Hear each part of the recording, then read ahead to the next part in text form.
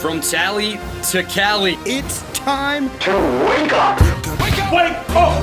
Warchant.com is your ultimate Seminole sports source. And this is Wake Up Warchant, presented by Vitamin Energy. The vitamins. The energy. Now here's Warchant.com's Aslan Hajavandi and Corey Clark.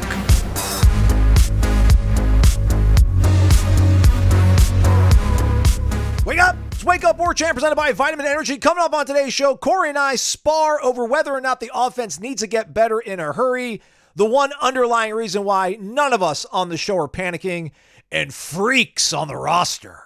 Wake Up Warchant presented by Vitamin Energy. VitaminEnergy.com. Promo code is Warchant BOGO. Warchant B-O-G-O. Buy one and get one free.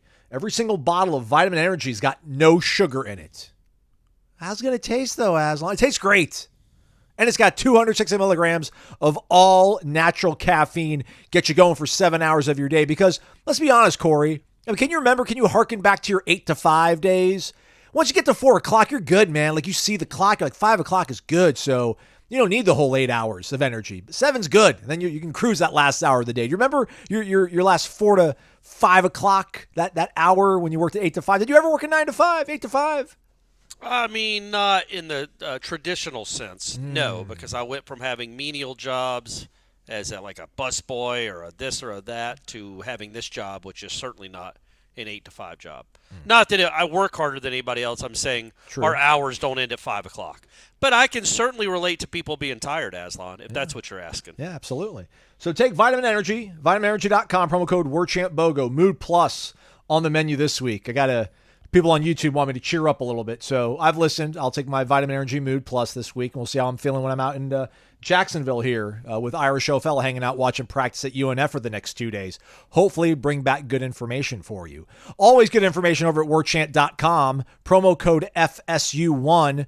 That gets you 2 full months of full access to warchant.com. You can also hop on to anybody else's message board on the On3 network, and you can read the posts. Now, you can't comment, but you can read and see what they're talking about. And then you can bring that information back to warchant.com and we can laugh at our rivals. $1, 2 months, FSU1. Do it. Corey Clark in the house, ever closer to Brady Clark. Hopefully, fingers crossed, becoming a valid driver in the state of Georgia. And then by virtue of that, the entire beautiful country that is the United States. How was headlines yesterday, Corey? What was the pulse of the nation on headlines yesterday? Yeah, it was good. Jeff and I were at practice. I was not. Doesn't sound like it was all that eventful a practice. Doesn't sound like the offense did much, but also it was kind of a lighter practice by FSU standards because of what you two are going to see the next couple days there in Jacksonville. They really get after in Jacksonville, so they lightened it up a little bit. But, yeah, it was good. It was good. Always a spirited show, buddy. Yeah, it was one of those kind of bye-week practices where I think before they had the scrimmage, or maybe it was the first day after pads or something like that. But they did this before in this preseason. They do it through the season when it's a bye week where, I mean, it's like 18 periods as opposed to 25. And there's a lot of cross-training. By cross-training, I don't mean like running backs and receivers switching positions. It's DBs working with Ron Dugans. It's wide receivers working with Surtain. It's defensive linemen working with Alex Atkins. So it's a different kind of feel to practice, but they did get a good bit of 11 on 11 in, and Jeff and I were tasked with doing the wrap up at the conclusion of practice, Corey. And some people a little bit upset on YouTube. Shout out though, nobody hit the thumbs down. Way to do it. Voice your comments, voice your criticisms and comments. Don't hit the thumbs down. But this is like 2 days that the offense has not looked particularly great, and like I'm not panicking. Jeff wasn't panicking in the wrap up. But it is practice 11. We are less than 20 days out to the opener. You've got 14 more of these left before you play Georgia Tech. I don't know. I think this UNF trip is kind of a pivotal time in the offseason. It sure would be nice if I can bring back some observations the next 2 days saying that this offense looks considerably better than they have, because the defense looks great, Corey, and we keep saying this. And I know everybody keeps saying defense is going to be ahead of the offense, but at a certain point, though, man, you got to go out there as an offense, and you've got to execute, man. And they have not been executing cleanly this week, and I find that a little bit problematic right now. But that's drawing the ire of some people on the internet. Well, yeah. I mean, I don't know about ire and drawing ire. I will say that, yeah, you would like to see the offense a little crisper. I think the one thing that we have to keep in mind every time we talk about this offense, and granted, I haven't seen the last two practices, is, we do expect the running game to be a pretty big part of this deal. And in practices, folks, because there's not tackling, it's hard to know what the run game is. Like, the defensive line you're going up against, the first teamers anyway, are good. You also think you have really good offensive line. Or I shouldn't say really good. You have a good offensive line, a bunch of 23-year-old dudes that are enormous and strong. So you feel like that's going to be the strength of the offense, I think. I think anyway it'll be the strength of the offense. And when you're in practice and practices are being observed, it's hard to, put that on display. Does that make sense? Like, I don't think running games are put on display in a 2-hour football practice nearly as much as like big passing plays. Right. So, no, the passing game isn't probably where any of us would want it in the middle of this season coming forward. But that doesn't mean the offense still can't be good, because we think the running game is going to be such a big part of this offense. Very good qualification, very good sort of hedge there, if you will. I did not count up all the total plays on offense. I did tally up the amount of pass plays that I actually watched on Tuesday. And I can say that there was maybe only a handful of design runs that they ran on Tuesday. It was very light. It was very special team centric. It was cross training. But when they did 11 on 11, it was very much, it's situational sort of stuff. They did like a Hail Mary drill, which, by the way, defense, what are we doing? What are we doing? Two situations where the offense converted, like 45, 50 air yard throws, completions into the end zone, where you're like, I almost laugh. I'm like, are they just trying to make the offense feel better? Like, sounds like the offense had a banger day, had a great day, hitting 50-yard touchdowns on the regular. Again, a handful of design runs, but this is where, some of my, pushback comes when, people are upset about, hey, offense, it was the same thing last year. Defense was ahead of the offense. Man, the offense did not have days like the last 2 days. And I'm not trying to say like this team is hopeless or this is an abysmal offense. It's not that at all. It's going to be a good offense. There's so many things that they did on Tuesday where, like, dude, Mike Norvell just schemes up really good stuff. Right. But they just didn't execute it. And it sometimes it was the catches weren't there. Sometimes the right decision wasn't made. But, like, that's what should make you feel good, everybody. But before that, I counted 33 total pass plays, like in terms of like actual pass attempts, I should say, not pass plays, because there were some plays that are broken and you scrambled and you had some good gains. But Corey, I counted 33 actual pass attempts, all quarterbacks, all scholarship quarterbacks, DJ, Brock, Luke. 15 completions, 18 incompletions. That's a 45% completion percentage.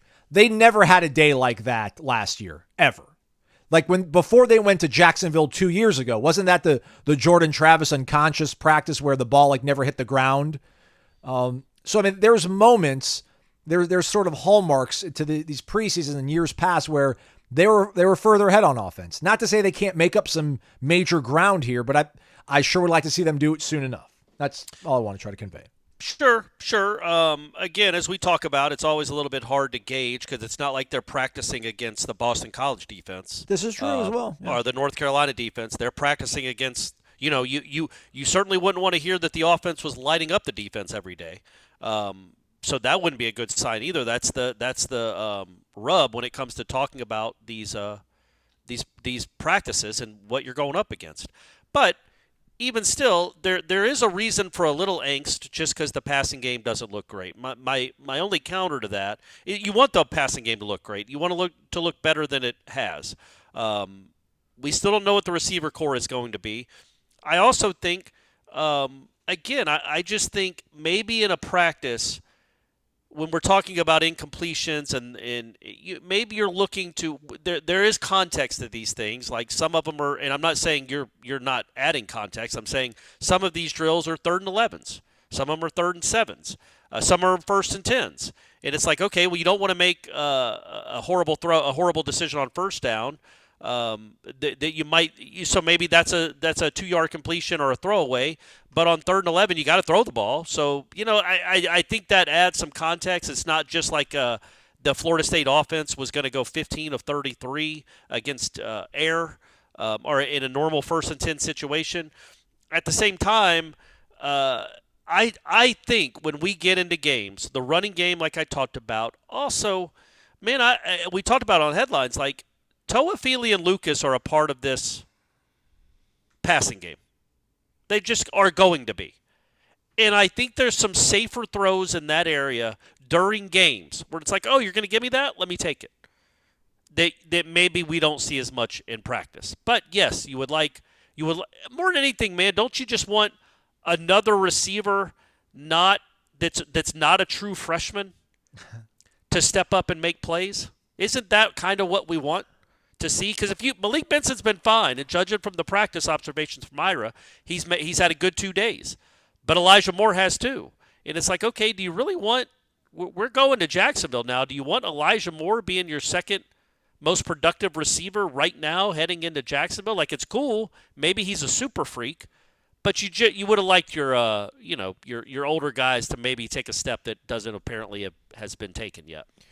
Yeah, I'm not sure if I'm going to discriminate on who I want to be my number 2 receiver. At this point, I want somebody maybe to emerge. Malik is the best of that bunch, for better or worse. He did have a good practice on Tuesday. I think he had a 4th down conversion in period 3. Period 3 was like the truest actual football that they've done in a while. I feel like, where it wasn't. I don't know how situational it was. It might have been they were down by 2 or something because they ended up settling for a field goal and they won the offense, if you will. But like, they had a 4th down moment in that drive, and Malik Benson got open, and DJ found him, and that was a catch, and that was a good thing to see. But yeah, I mean, right now, like, again, I'm not trying to say that these last 2 days is where this team is locked into and ignoring everything else in the past. Like, Elijah Moore had a really good day again on Tuesday.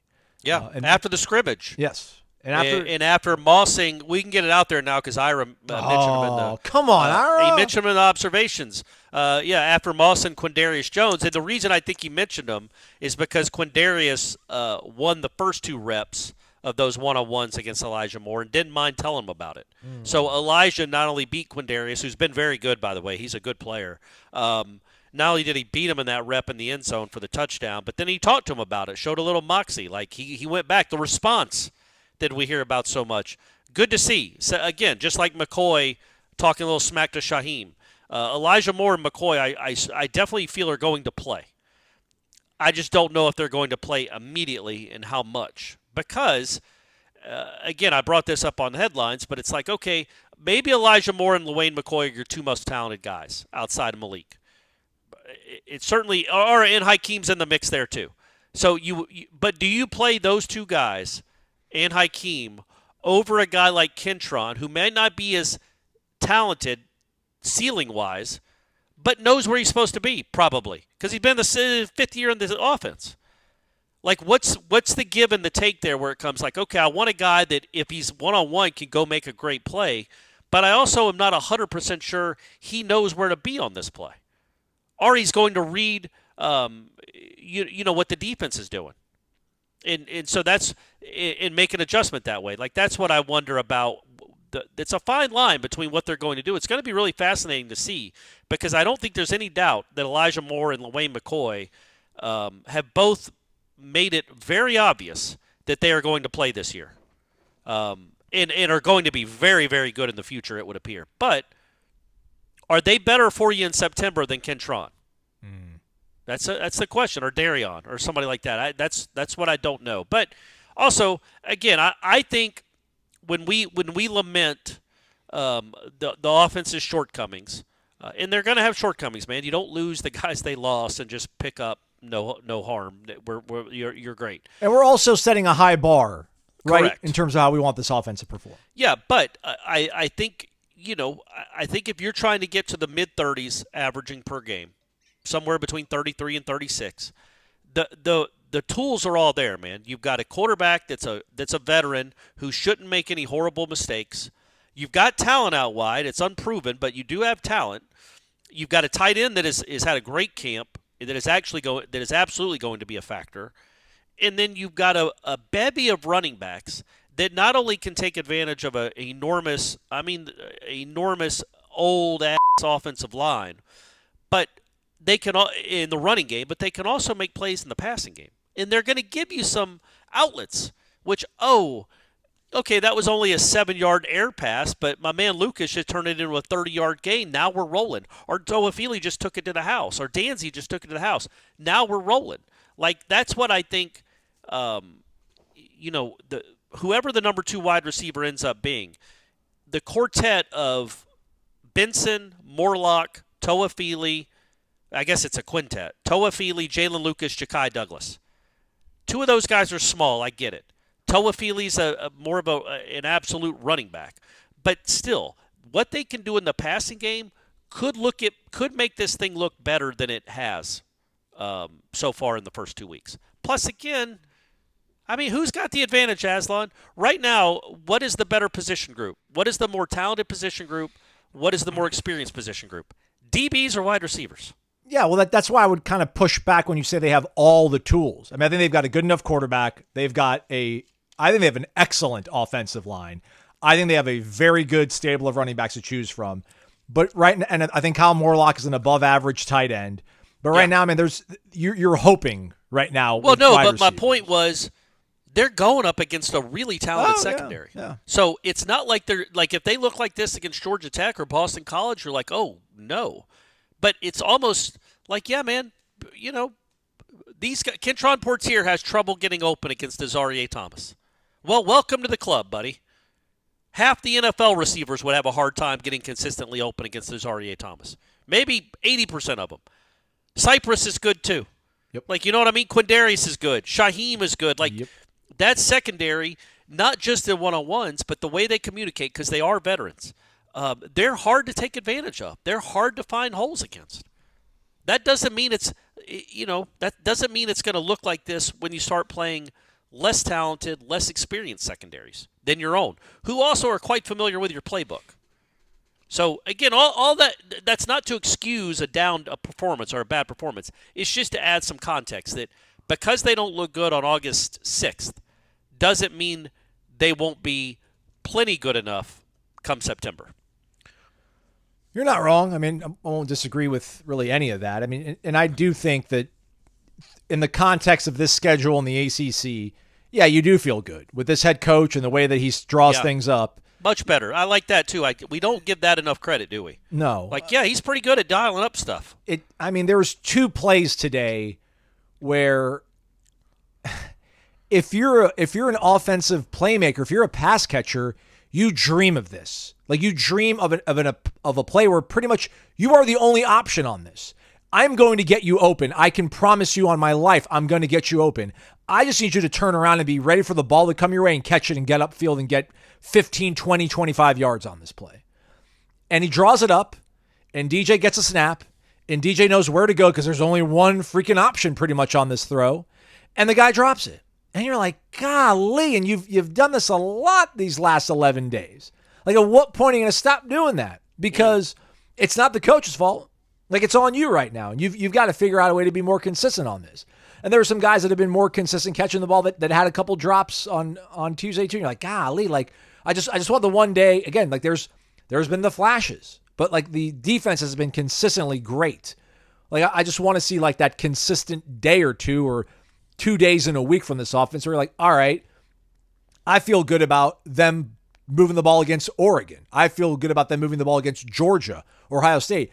I'm not panicked about them moving the ball in Georgia Tech. Don't get me wrong, everybody. Like when I'm nitpicking, if you will, if you think that's me being nitpicky right now, the way I'm talking about the offense and the wide receivers, I'm not worried about Georgia Tech. I'm not worried about SMU. I'm not worried about Boston College. I'm just thinking about, you're going to be in a place to have about 10 wins probably and a chance to get into the playoff. And then after you win maybe one game and you're in Doak Campbell Stadium, or if you're the highest ranked, one of the highest ranked 5 conference champions or 4, whatever it is, you're gonna face teams that got good offenses. Like Oregon's got Dylan Gabriel and Georgia's got Carson Beck, and they're gonna move the ball. Can you move the ball on those teams? Because we know you're gonna be able to move the ball. I think on most of the teams that are playing your schedule. So that's all I wanted to clarify. I got you. That's you're thinking way down the line. Well, hey. Yeah. Well, also the standards change, right? Like exactly. If we were watching this collection of offensive players in the fall of 2021. Oh, yeah. We would be over the moon. Yes. Correct. We'd be like, oh, my gosh, yeah, they dropped some balls, but holy moly are they fast, and they're getting open, and things are designed well. This offensive line is enormous and moving people out of the way. But, things change. Standards change. So now you're judged on a different standard than you used to be. But, again, I keep coming back to 2022. I think that's not necessarily the wins and losses, but the type of offense that this team could have, I think is going to be more in line with what we saw in 2022, where you run the ball and run the ball well, and then you hit Pokey for 70. You run the ball well, you hit Johnny for a 30-yard first down. I just see that being more in line with what I think this offense could be. Hey, real quick, since we were talking about the defense, did you see Bruce Feldman's list of the freaky college football athletes? I have not. But did you see the daily lunch special over at Corner Pocket Bar and Grill for Wednesday, Corey? I know it by heart. I don't go there for lunch, but I know that thing by heart. 2475 Appalachia Parkway, cptallybar.com, the website. Can check out the social menu as well as the full menu and their daily lunch specials. But I'm going to tell you the daily lunch special right now for Wednesday, and that's 5-piece chicken wings. Flats, drums, what you want, ask them for it. They'll give it to you. And it comes with a basket of French fries. Maybe even the curly fries, if you so wish. Only $8.99 from 11 a.m. to 3 p.m. today at the Corner Pocket Bar and Grill. On Thursday, there'll be a cheesesteak sandwich, chicken or steak. Maybe I should tell people about this a couple days in advance so they can plan their days out a little bit better, Corey. And then Friday, the chicken strip basket, hand-breaded, served with a dipping sauce or tossed in a sauce if you're choosing. Again, only $8.99. Comes with a side dish of your choice, a substantial, delicious side dish, I may add. At the Corner Pocket Bar Grill, again, only $8.99. And then Thursday night is bingo night. Go win cash. Multiple opportunities to win cash. Also, if you're a baseball fan, you can go to Corner Pocket at night. If your team, he's got the MLB package. Not every restaurant and bar has that, so he's got the MLB package. So if you're a St. Louis Cardinals fan, a Cubs fan, a Mariners fan, he's got all the games. All you have to do is ask one of the lovely servers there, hey, I want the Mariners game on, and I can promise you they have an iPad with all the TVs, and it is not that hard for them to change the channel for you. You go to some of these places, and you might as well ask for the nuclear codes. They have no idea what you're talking about. Oh, the manager's on vacation. I don't know how to change that, so enjoy a few good men with the sound down. You go in all these restaurants that just the people have no idea how to operate the TVs and change from game to game. They got you covered at Corner Pocket. What if I want the Great Lakes Regional in Indiana, Kentucky Little League Baseball? They'll have it. They'll have it, buddy. And again, God bless the Olympics. I've been watching the Olympics so much that I have not even thought about ESPN, so I have not watched prepubescent boys try to hit baseballs. So it's been wonderful. It's been a wonderful August so far. Wonderful August. Enjoy it, everybody. Do it so at the Corner Pocket Bar and Grill, 2475 Appalachia Parkway. All right, Corey, back to this Bruce Feldman thing. Should I pull it up right now? Or are you going to read it to all of us like story time? I'm not going to read it to you. I don't know that I have a subscription to The Athletic. I think I do, but I think Florida State had two guys on the list, Josh Farmer and Darrell Jackson. Okay. Maybe they had more. I don't know, but I think Darrell Jackson came in at number 5. And Feldman said on Twitter, I didn't read it, but he's whatever he is, 6'5", 328. He squats over 600. He benches over 400. And they said he had been clocked with pads on at 20.6 miles per hour. Oh, my gosh. Is there any way that's true? When I told that to Jeff and Ira, they both started laughing and said, no way. And I'm kind of inclined to believe them because a 20.8, and I know he didn't run it for 40 yards, but a 20.8 miles per hour is the equivalent of running a 4.00 40-yard dash. I know, but you're running and you're not. I know you're hitting your top speed. Yeah. So we're saying his top end speed, if only for a few yards, is almost as fast as like Mekhi Danzy. Come on, man. It says he's run 20.6 miles an hour in pads. I mean, I don't doubt. I mean, come on. He's getting this information from strength. I know. Is there a chance it blipped? Technology sometimes doesn't work, or it blips out a weird thing, a weird number. 20.6 for a guy that big is insanity. And that's what Jeff said, is put him in the backfield. Dude, he's got 11-inch hands. So that's insane. Hold your hand out, everybody, and look at the palm of your hand. And imagine like a ruler, like a 12-inch ruler practically, just 1 inch Isn't less. it from your pinky to your thumb? Isn't that how they measure it? I thought it's from the tip of your middle finger to the base of your hand. Well, it looks like about the same on me, but I thought it was the tip of your pinky to the tip of your thumb if you stretched it out. That's what I thought. Look up how they measure hands, Aslan. Tip of the thumb to the tip of the pinky finger while the hand is outstretched. Okay. So mine is not 11 inches. I'm not going to tell you what it is, but it's not 11 inches. That's crazy. Let's see who else. Unfortunately, Jeremiah Smith from Ohio State made the list. That'd be nice if he was down here with us. That'll be next year.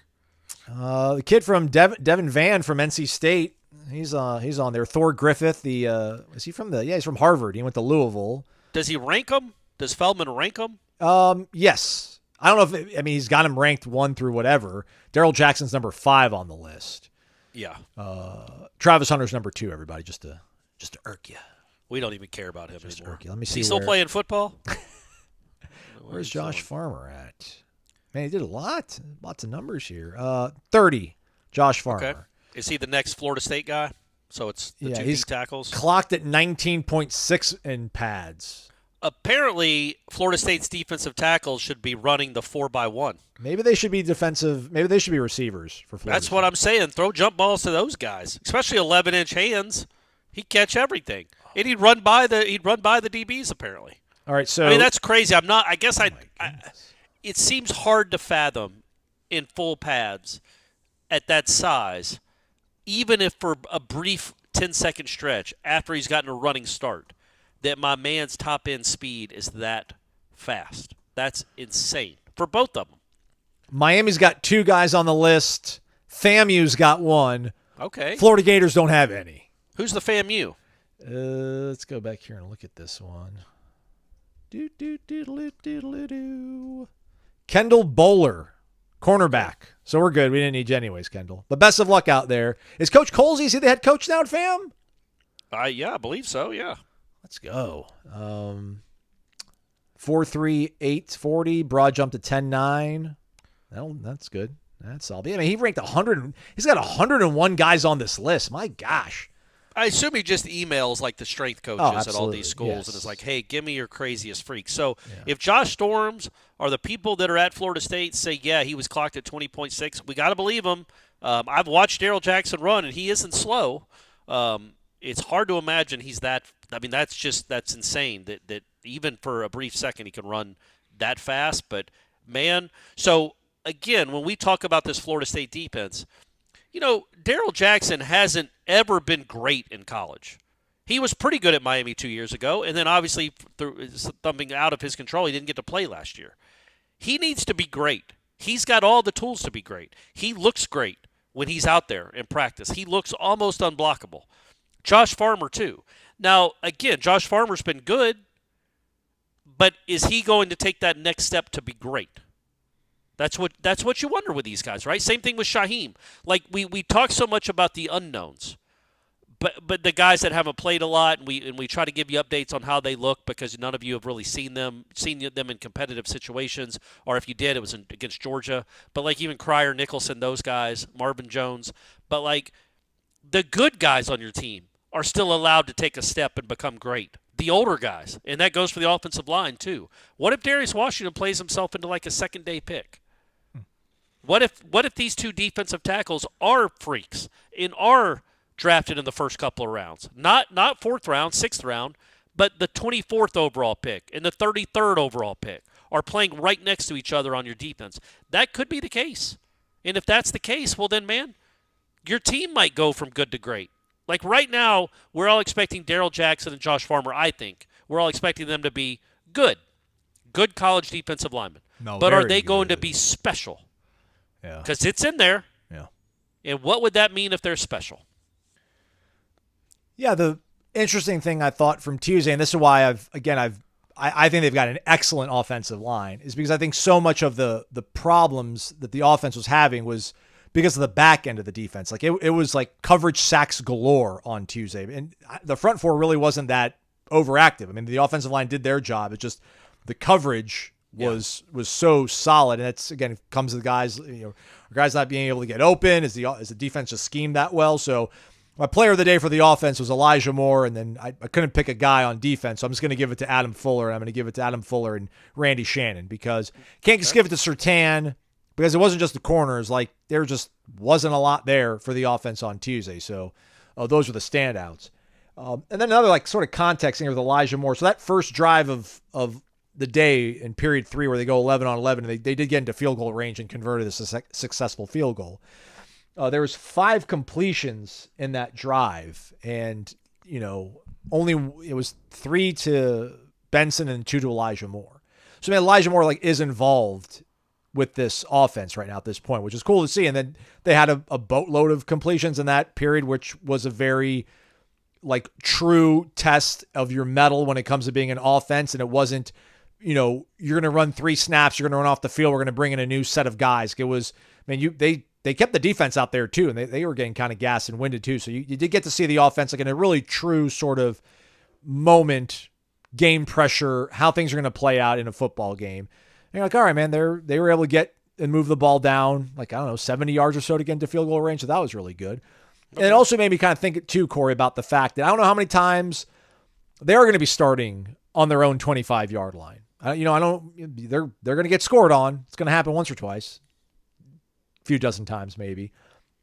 But I do wonder with the way they're able to control the ball, we think, and I don't even think, like, I know they're going to run the ball well, man. It's not even a think sort of situation. Now, granted, maybe if the pass game isn't potent enough, defenses can put more resources into stopping the run game the way they couldn't last year.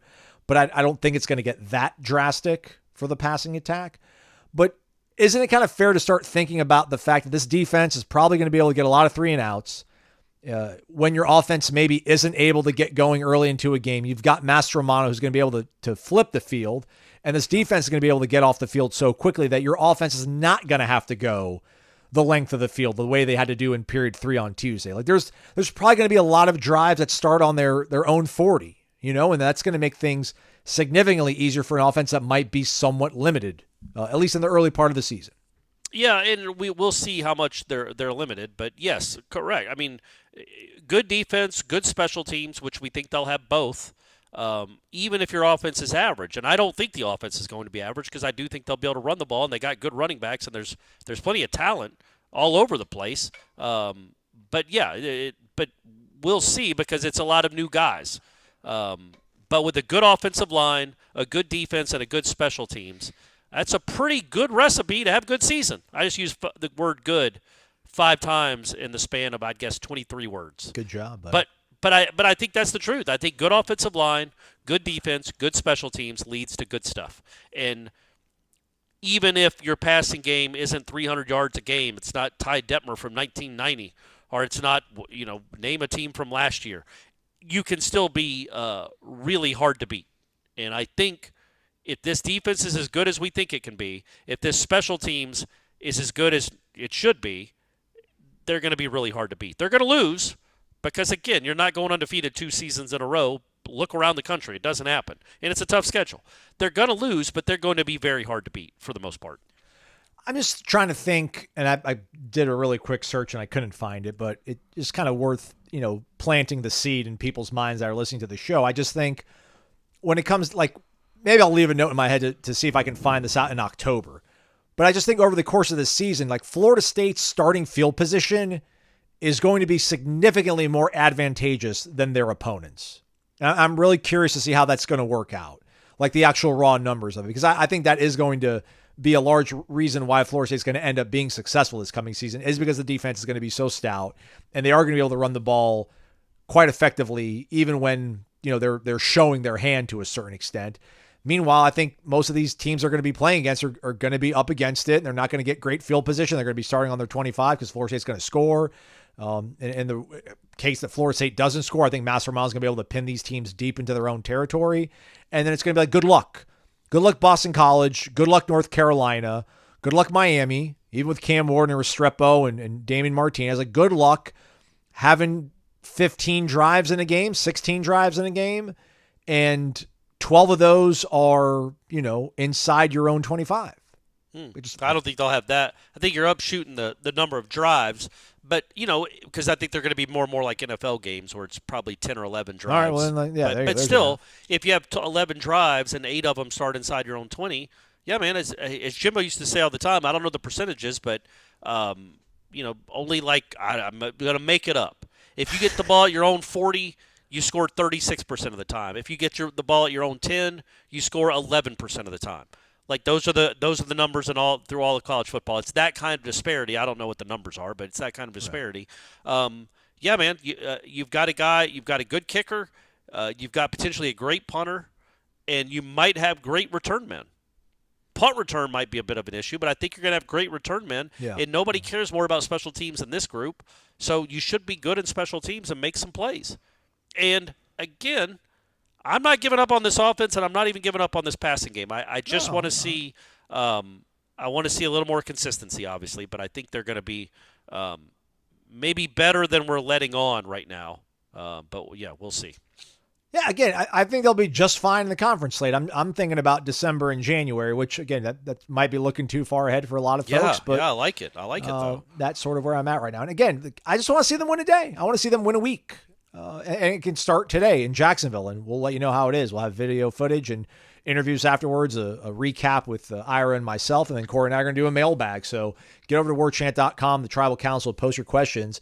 We'll be generating discussion. It'll be sparked by Cummins and you and your great questions. One other thing on the way out, Corey, I need your creative, intuitive mind where I don't want to say, hey, if you guys are in Ireland and you see me, ask me about this and I'll tell you about it, because that just feels way too pretentious. We need to have like a certain point of the season where, like, I'm not going to do it on the show because I can't broadcast it. But they ran a play, Corey. They ran a play on Tuesday that it's gonna work. Will it be a touchdown? Will it be a first down? I can't tell you for sure, but it is going to work. And I need somebody to hold my feet to the fire, remind me. Maybe, Corey, you can think of a moment in the season where we'll all be hanging out, maybe a meet and greet, something of that nature. I don't want to wait all the way until Charlotte and Resident Culture Part 2, Warchant takes over the Queen City. But maybe we'll have to wait that long into the season. But I promise you, everybody, right now, I'm going to sear this. I'm going to sear the moment into my mind of us talking about this. And Corey, if you've got an idea of when I should let people know when we see them out and about in the wild, let me know, because it was awesome. I'll tell you about it off air, but it was incredible. And again, it's a testament to just how crafty and intelligent this coaching staff is, and I think they are far and beyond their contemporaries, especially in this conference. So when should be the big reveal? I feel like last year they ran that play. They scored we had talked about it, like we had seen this play in practice, and it's unfair. It's like unfair to the defense. There's no way to defend it. And then they ran it against Boston College, and I remember tweeting about it, or maybe we said it the next show. It's like that's the play we were talking about. I think it might have been a touchdown to Jaheim. I don't remember exactly the play, but it was a play where, like, yeah, man, that's the one we were talking about. So maybe you could just, when it happens, when you see it, when it's used in a game, even if you don't tweet about it, it comes up the next show. Like, hey, remember on August 7th, when I was talking about that play that's absolutely going to work? That's the one they ran in the third quarter against Georgia Tech, or that's the one they ran to beat Florida, or to beat Georgia in the national championship game. Maybe they'll save it till then. I don't want to wait that long, but if we have to, we will. And I think I don't know if Jaheim. No, I'm saying maybe they'll wait that long to use it. Yeah, I know. Yeah. I don't know I don't remember the Boston College play, which, by the way, real quick, everybody was pushing back to us talking about Shaheem's best play being the blocked PAT. I don't remember this because I don't remember anything. But apparently he had a diving interception against Duke to ice the game. Okay. I mean, they won that game by 18. So, I mean, again, I'm sure it was a great play. I'm just saying, as far as impactful, game-changing, if that came in the fourth quarter against their backup quarterback, I mean, I feel like the game was already over. But that's not fair. I just don't remember it. Yeah. The PAT is a play we'll always remember. Yeah. I think what I kind of vaguely remember about last year and just laughing at a play and being like, this is just not fair. I think Jaheim, it was some sort of wildcat with like a jet sweep motion to where you had to pay mind to, I think, like Keon or whoever was in motion.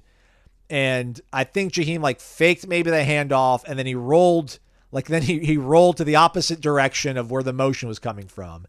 And then he was either going to be able to run it in or he was going to be able to throw it. Like every option was eminently usable and there for him. And you're like, what do you do? Like, what do you do for the defense? Like you swarm Keon to take away the jet sweep motion. All right, well then he's just gonna, if you crash down that, he's just gonna run it in.